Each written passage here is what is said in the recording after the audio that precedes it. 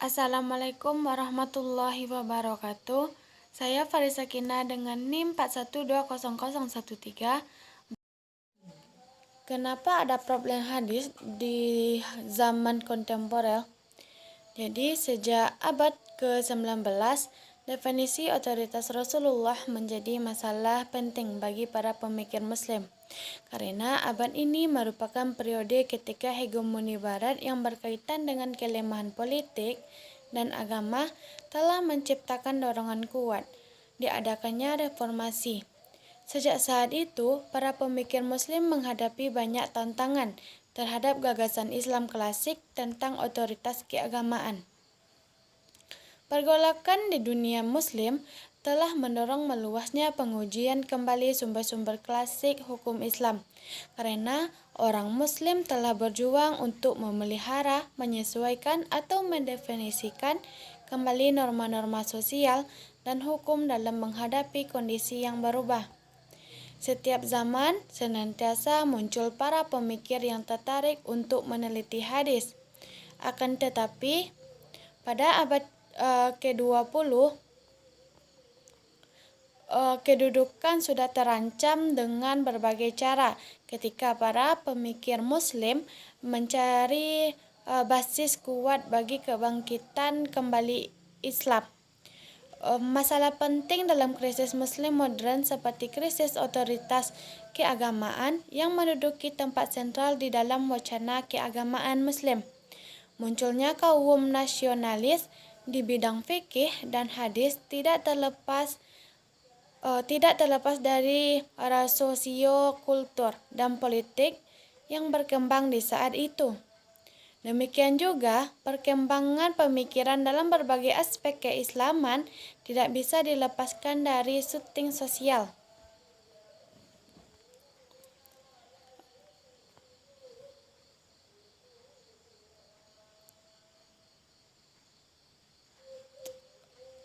Demikian juga, perkembangan keislaman tidak bisa dilepaskan dari setting sosial saat itu. Kelompok Mu'tazilah yang lahir dan berkembang di Irak menonjolkan posisi logika atau rasio dari nas Al-Quran karena dipengaruhi oleh dahulu berkembang di daerah tersebut. Mazhab Hanafi adalah kelompok yang memotori munculnya pemikiran rasional di bidang fikih. Adalah karena kondisi yang membuat mereka banyak menggunakan rasio, disebabkan minimnya hadis yang sampai kepada mereka. Dengan demikian, ada beberapa faktor sosial dan kultur politik yang bertimbangan sebagai penyebab munculnya pemikiran kontemporer di Irak, kemudian berkembang sampai saat ini di berbagai wilayah Islam. Yang pertama, jauh sebelum Islam datang, Irak telah memiliki akar sejarah yang kokoh bagi tumbuhnya peradaban kuno. Kedua, Irak merupakan wilayah subur dan kaya sumber daya alamnya, sehingga memberi suasana kondusif bagi pertumbuhan dan perkembangan ilmu pengetahuan. Ketiga, Irak adalah daerah pergolakan antar politik dan suku atau kabilah. 4. Komunitas penduduk Irak terdiri dari dua kelompok besar, yaitu Arab dan Mawali. Yang kelima, Irak merupakan wilayah subur bagi pertumbuhan beberapa aliran keagamaan dalam Islam. Adanya problem hadis di zaman kontemporer yaitu diakibatkan oleh munculnya kepentingan dari sarjana Muslim untuk melakukan kajian yang mendalam dalam pendudukan kembali organisasi hadis sebagai salah satu ajaran keagamaan Islam yang menghadapi ancaman munculnya rasionalisasi ekstrim terhadap eksistensi sunnah yang memunculkan golongan ingkar sunnah dan akibat negatif yang ditimbulkannya. Dengan munculnya pemikiran hadis kontemporer ini, justru dapat pendekatan studi hadis ini menjadi lebih kontekstual dan tidak lagi menjadi teks-teks yang sakral yang sulit untuk dijamah. Untuk itu dirasa sangat perlunya mengembangkan kajian hadis dan studi khusus mengenai metode pemahaman hadis yang semestinya mulai banyak dilakukan pada era modern ini. Mengingat bahwa pertemuan kebudayaan Muslim dan Barat menuntut pemikir hadis kontemporer berpikir ulang mengenai otoritas sunnah atau sebagai sunnah, bagian dari agama yang mewarnai perdebatan yang terjadi. Ada problem otentitas hadis seperti munculnya gerakan penolakan sunnah sebagai sumber ajaran agama dan batas paling ekstrem pembatasan sunnah dalam metode keduniaan dan pemilihan posisi Nabi Shallallahu Alaihi Wasallam.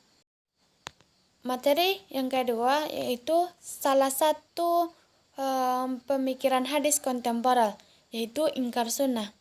Ingkar sunnah adalah gerakan yang ada di kalangan umat Islam yang tidak mau atau enggan untuk mengikuti sunnah Nabi Muhammad SAW.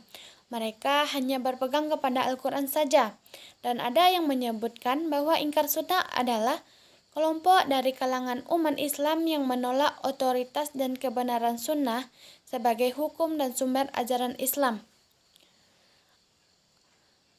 Latar belakang dan perkembangan ingkar sunnah. Informasi Imam Syafi'i menjadi informasi yang memberikan gambaran bahwa di penghujung abad kedua atau awal abad ketiga Hijriyah ada masyarakat yang menganut ingkar sunnah dan telah menampakkan diri sebagai kelompok tersendiri dengan berbagai alasan untuk mendukung keyakinan mereka. Mereka menolak hadis sunnah sebagai sumber ajaran Islam yang wajib ditaati dan diamalkan. Munculnya kelompok ingkar sunnah ini telah disyariatkan oleh Rasulullah SAW, yaitu ingatlah Al-Quran dan hal seperti Al-Quran, yaitu hadis yang diturunkan kepadaku. Waspadalah, kelak akan muncul orang yang perutnya kenyang, ia malas-malas di atas kursinya. Ia mengatakan, pakai Al-Quran saja, apabila di situ ada keterangan yang menghalalkan, maka halalkan, dan jika mengharamkan, maka haramkanlah. Klasifikasi ingkar sunnah dan argumennya. Para penganut ingkar sunnah terdiri dari 3 kelompok, yaitu yang pertama, mereka menolak hadis-hadis Rasulullah secara keseluruhan. Kedua, mereka menolak hadis Rasulullah kecuali hadis-hadis yang mengandung nasnya di dalam Al-Quran. Ketiga, mereka menolak hadis ahad dan hanya menerima hadis mutawatir. Ingkar sunnah menolak sunnah secara umum. Argumen mereka adalah yang pertama, bahwa Al-Quran diturunkan Allah Subhanahu wa Ta'ala dalam bahasa Arab dengan bahasa yang baik, maka Al-Quran akan dapat pula memahami Al-Quran dengan baik. Tentu perlu penjelasan hadis-hadis Rasulullah. Dan argumen mereka selanjutnya adalah karena Al-Quran merupakan penjelas segala sesuatu, maka menurut mereka Al-Quran sebagai penjelas segala sesuatu telah mencakup segala sesuatu yang dibutuhkan oleh umatnya. Jadi tidak perlu lagi penjelasan selain Al-Quran.